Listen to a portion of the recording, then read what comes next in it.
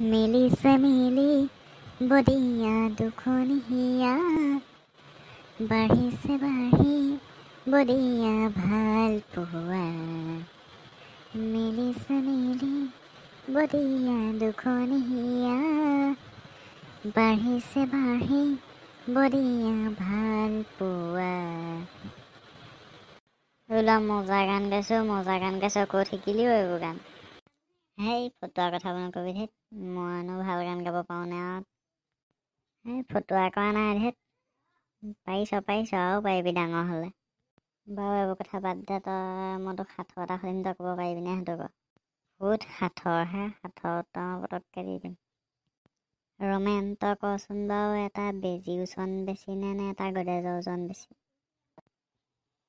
এটা বেজী ওজন বেছি, গডেজৰ ওজন এনেও পাতলা, এটা বেজী ওজনহে বেছি হ'ব। বেজীটো আকৌ ওজন কেনেকৈ বেছি হ'ব? গডেজটোহে বেছি ওজন। সেই গডেজটো কেনেকৈ ওজন হ'ব? বেজীটোহে ওজন বেছি।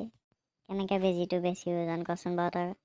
ব'ল নদী পাৰলৈ ব'ল, মই তোক দেখুৱাই দিম কেনেকৈ, বুজাই দিম মানে। ব'ল তেনেহ'লে কেনেকৈনো বুজি আহোঁগৈ, ব'ল।